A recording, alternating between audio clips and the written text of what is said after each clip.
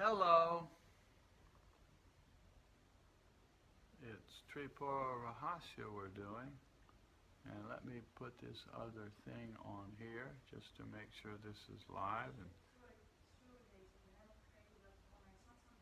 see if anybody else who's going to join in with us here. And just in case somebody watches this after it's recorded, doesn't know what we're doing, here's a couple sentences out of the introduction of the Tripura Rahasya, just to give it a context. A great yogi does not belong to any caste, creed, sex, or ethnic group because he has already transcended all such limitations. Oh, Ma Tree showed up. Hi, Ma. Hi, I forgot the time. We forgot the time.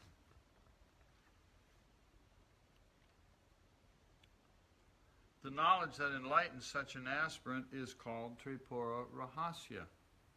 The text by that name is one of the most significant scriptures in the tradition of Tantra Yoga. So says Swami Rama. And we're on chapter 11, which is the nature of the universe is explained. And remember that in the storyline of the Tripura Rahasya, is that the sage Dattatreya is teaching his student named Parashurama. And in that teaching process, Dattatreya has told Parashurama a story about a prince. Somebody's there with us. Joe. Joe. I didn't see it. Because he's in there. Oh, there's Joe. Hi, Joe. Yeah. So the prince, Hemachyuta, encounters this beautiful woman, alluring and all that, named Hemaleka, and they, in modern terms, hook up and settle down and live happily ever after, etc. And so she is not responding much to his romance, and so he's trying to teach her how to enjoy the pleasures of the world. Like embracing a wooden statue. Yeah, she turns it around on him because, see, she's enlightened. She's a total whatever you call. And so she ends up becoming the teacher of him. And he finally realizes who he has married. And he becomes enlightened. And so that's where we're picking up the story now. And then the last part was that everybody in the town or city or whatever, everybody became enlightened because Hemachyuta got it, and then the king got it, and everybody else, and even the birds became self-realized or something like that. Quite a journey. And then the story continues now. After listening to the wonderful story of Hemaleka, who is the wife, Parashurama still had some doubts and continued asking. Now notice that the storyline's just there.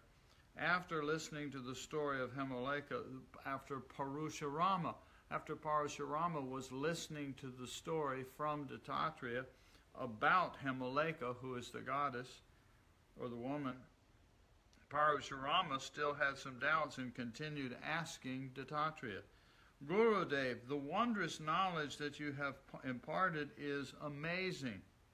It is difficult, almost impossible to comprehend. How can this external world be just consciousness?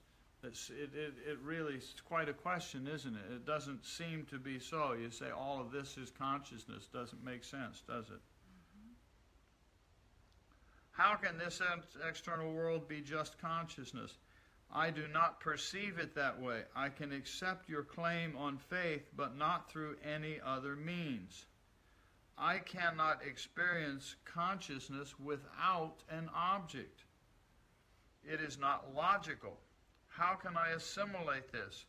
Kindly explain this to me. Dattatreya replied, O Parashurama, I will reveal the secret of the existence of the external world. This entire universe exists only in the eyes of the perceiver. It has no existence of its own. Shock. I will tell you the way. Listen carefully. Listen carefully. Here it comes, Mom. These objects are said to be effects, having a cause behind them. Anything that appears in a new form is called birth. The universe changes its form all the time.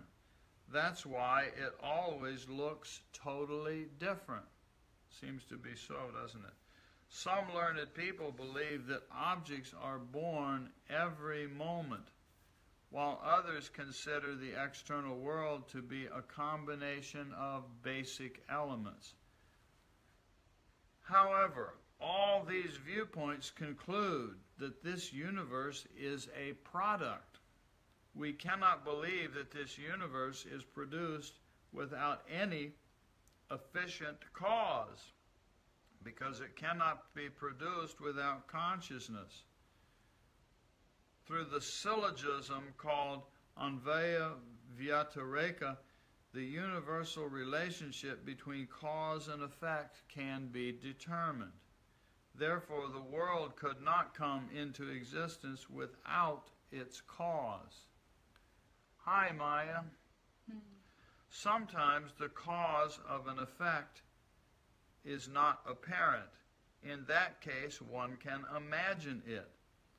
This is a valid inference and has been confirmed by the wise. Generally, an effect is preceded by a cause. If the cause is not seen, then one should infer the cause, as one does in other cases. Hi, we got a heart from Maya. Otherwise, the universal relationship between cause and effect would be contradictory. Whenever people want to do something, they start collecting equipment and preparing materials for it. Therefore, all objects have their cause. Some believe that the universe is a production of atoms, which, being invisible and insentient, are almost non-existent. Although the material world evolves from those atoms, this is entirely different from non-existence. Coexistence of real and unreal is self-contradictory. That which is not yellow cannot be yellow, and light cannot be dark, because the two contradict each other. If this principle is denied, then the statement will be full of defects. Even through the will of God, how can activity rise in primordial nature, which is unconscious? Therefore, in the beginning of creation, Prakriti, the primordial cause from which this entire universe evolves, consists of three basic but unconscious aspects. One never sees any action occurring in the unconscious principle without conscious direction. In this way, the cause of the universe remains unseen, and for determining the nature of that unseen cause, the sayings of the Vedas alone furnish evidence. The individual perceiver is imperfect. So, other than authoritative testimony, nothing can inform us of that unseen cause. And we can take that to mean initially nothing else can show us that. An effect is never found without a cause. Therefore, this universe is the work of some doer, and that doer must be pure consciousness. The universe is a stupendous effect beyond all human comprehension. That power beyond comprehension is complete, and the Vedas explain it. That self-existent reality is explained by the Vedas beyond all doubts.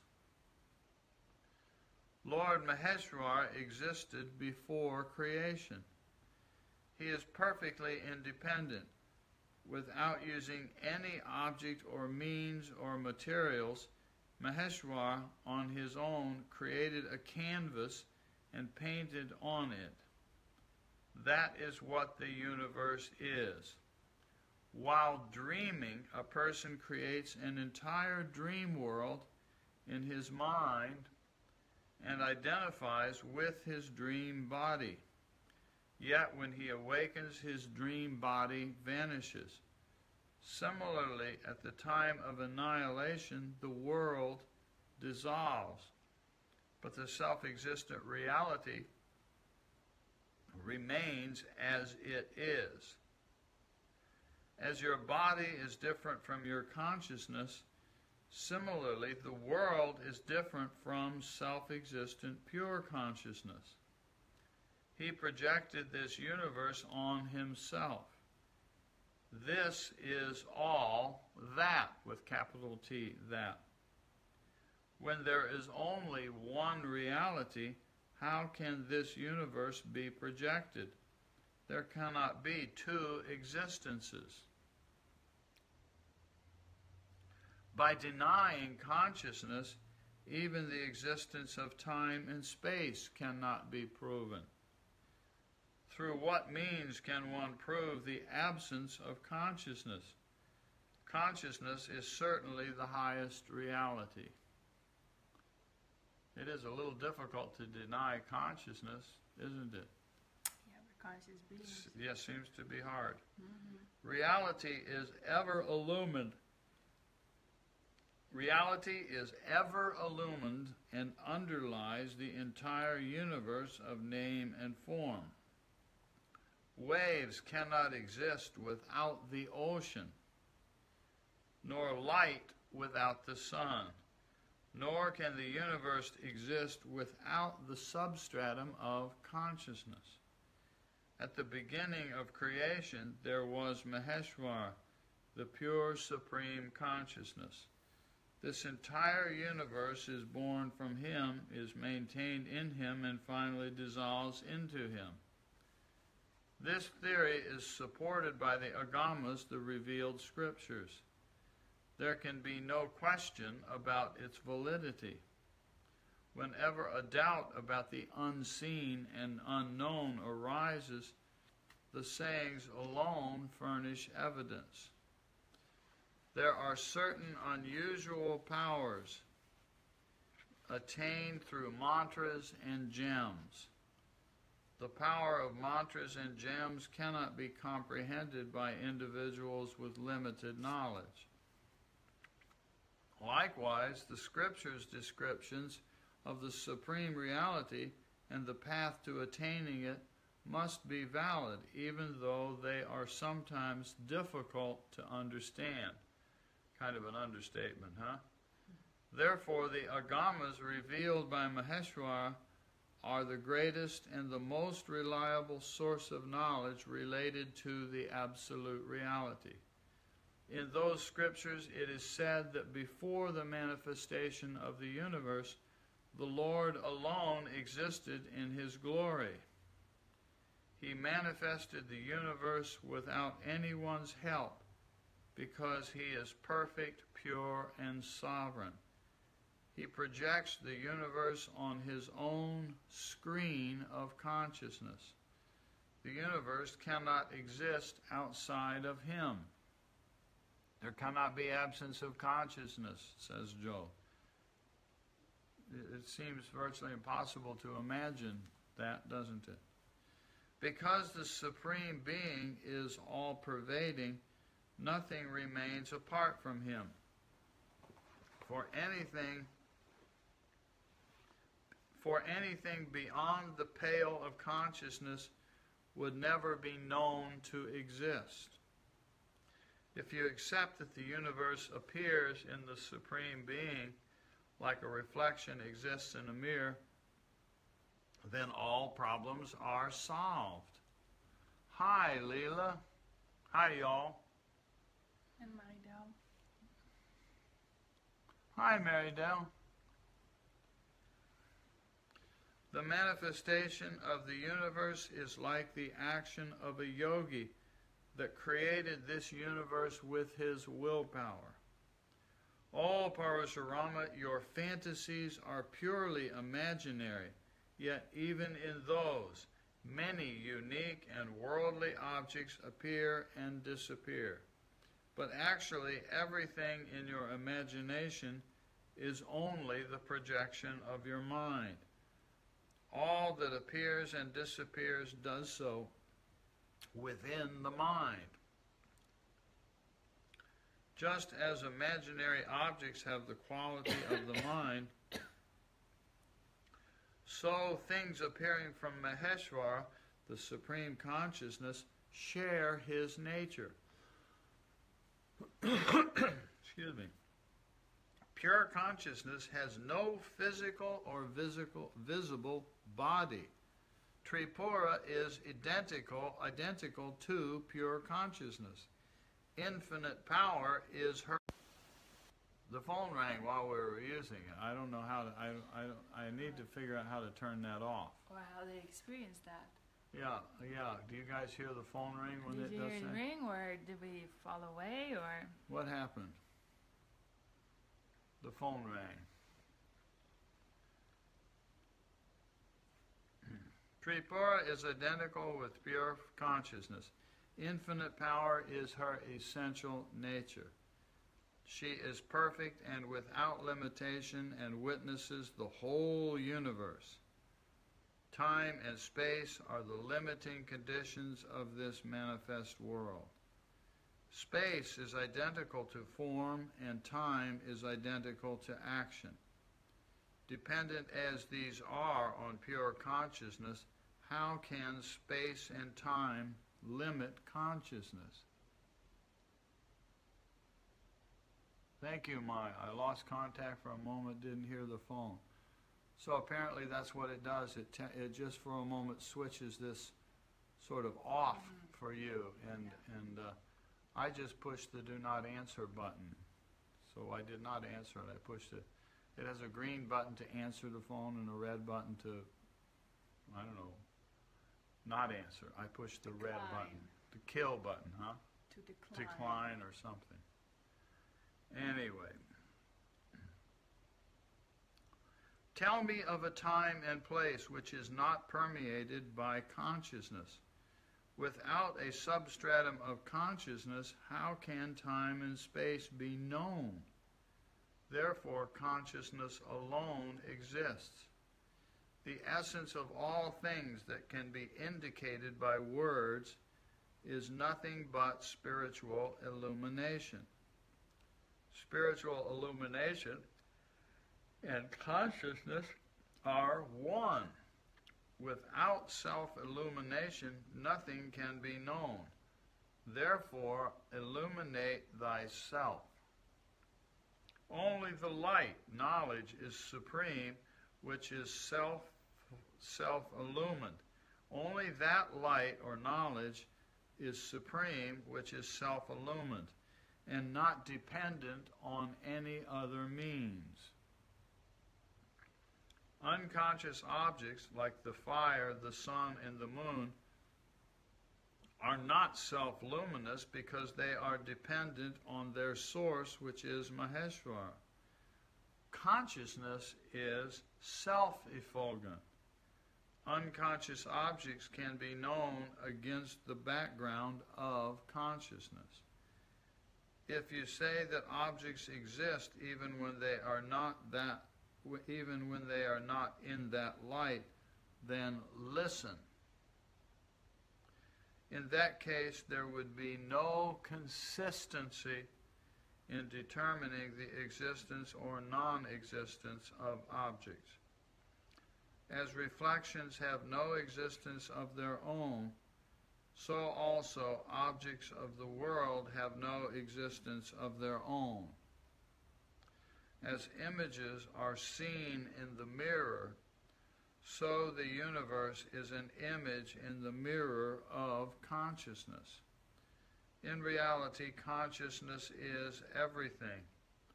That which is seen here, there, and everywhere in all forms is the glory and greatness of that power. A reflection is caused by the clarity of the mirror's surface.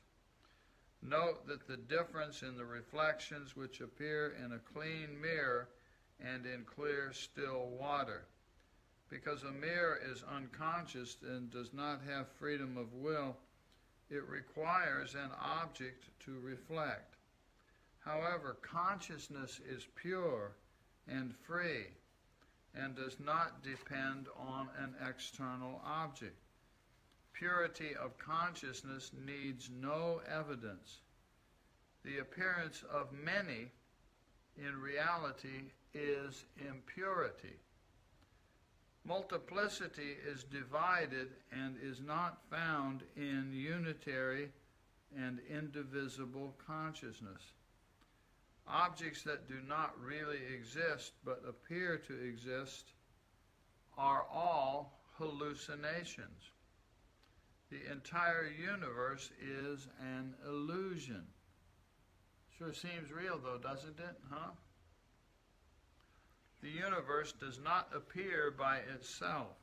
It appears as it is because of the self-illumined existent reality behind it. The mind projects all the colors. Just as the images in the mirror are not any part of the mirror, so the universe and images are not any aspect of consciousness. Just as reflection is inseparable from a mirror, this entire reflected universe is inseparable from consciousness. A mirror cannot produce an image without an object, but consciousness does not need an object to manifest itself. Look at your own experience, O Parashurama. How many images can be projected on the screen of your mind? Good question. Sankalpa Shakti, the power of determination, is a prerequisite for attaining pure consciousness. Without Sankalpa Shakti, or firm determination, the seeker is unable to attain pure consciousness. The universe was manifested by absolute self-existent reality, using Sankalpa Shakti as its instrument. The world is an image of absolute consciousness that appears on the background of consciousness. This is why it lasts for a long time. The power of consciousness is perfect because the will of the Absolute determined its manifestation independently. In the case of human beings, the will remains distracted. But with the help of jams, mantra, and spiritual practice, the power of sovereignty expands, and the limitations of experience are minimized. O Parashurama, as a magician creates illusory objects for his audience, similarly, the objects of the world are illusory, created by self-existent reality. The illusions he wills into existence are seen by all, seem permanent, tangible, and can be used like gross objects. He then assimilates them. This is the case with the universe. Look at the objects created by the mental power of a yogi. They are stable even though the yogi's powers are limited. Things created by the yogi appear only outside his body. Consciousness is infinite, therefore the universe is enveloped by the power of consciousness. All this is fancy. Only through discrimination and not by any other means one can cut the knots of illusion. Truth is unchanging, while untruth is constantly changing. constant changing is the nature of the universe. Discriminate between that which is ever changing and that which is changeless. The world comprises both. Know this. The ever-changing image in the mirror is impermanent, but consciousness is everlasting and changeless. That which constantly changes cannot be analyzed. As the owl is blinded by the sunlight, so ignorance disappears if the right analysis is done. Hi, Leslie. Hi, Rob. That which is food for one is poison for another. That which is divine for yogis is not divine for the ignorant. All the images reflected in the mirror are images and thus unreal. The universe is like a mirror. Consciousness seen through it creates hallucinations. If the world is examined with the faculty of discrimination, it is seen to be illusory. Tripura, the great majesty, shines everywhere. In this way, pure consciousness and the identity of the universe have been explained systematically. Thus ends chapter 11 with the explanation of consciousness and the nature of the universe. And this is the chapter 11 entitled, The Nature of the Universe is Explained. Okay, got it? Got it fully understood now? Huh? Yep. No, maybe read it again. Yeah, maybe read it again. But note here that this chapter has 85 verses in it, and many, if not most of them, you could pause and have a deep contemplation on just one verse, one little piece of metaphor out of this. And I find that with this kind of contemplation, it's almost useful to, look at the thing, take in the sentence, allow the book to fall in your chest and go inside and quietly move to the silence. And gradually, internally, in doing something like that, you find for yourself that there is consciousness here. And all of these streams of words and objects that are going by, those just keep changing and changing and changing, yet there is consciousness here.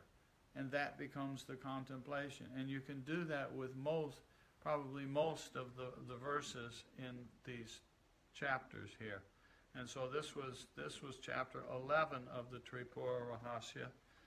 And we have a lot of time, but my inclination is to pause here. That's one of the reasons I like doing these in short little pieces like this. And we can just pause and let some part of what we just went through sink in. And give yourself a little time, whether right now or later on in your day. Give yourself a little time to just allow some piece of that story about, what was it entitled? The Nature of the Universe is Explained.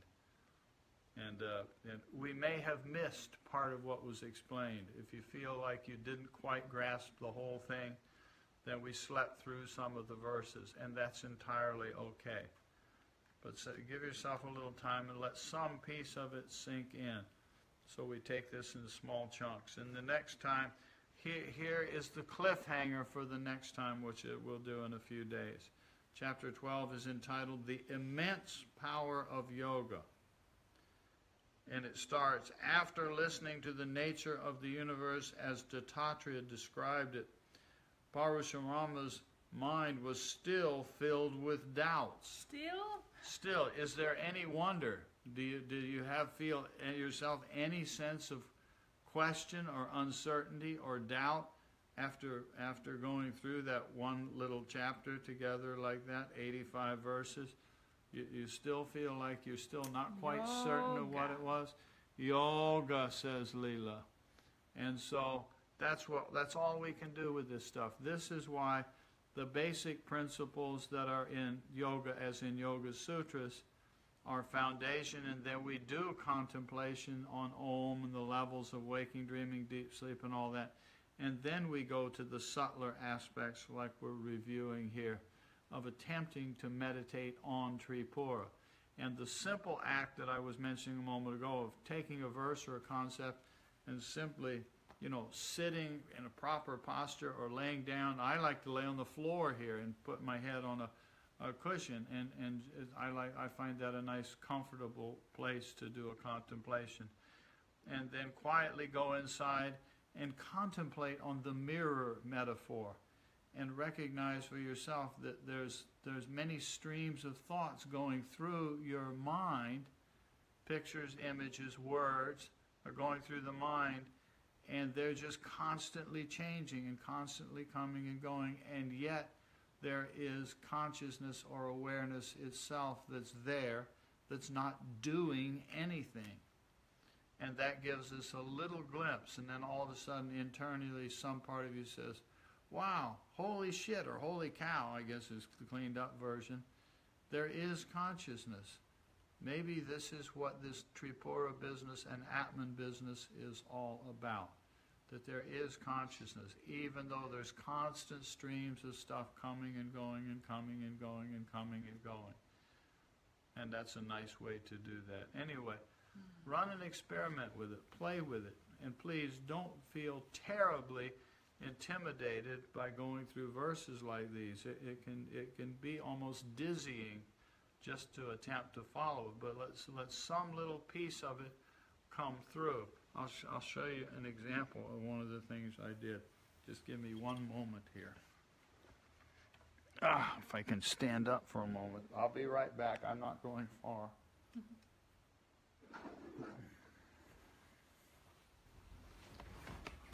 I made this because it's in somewhere in this text.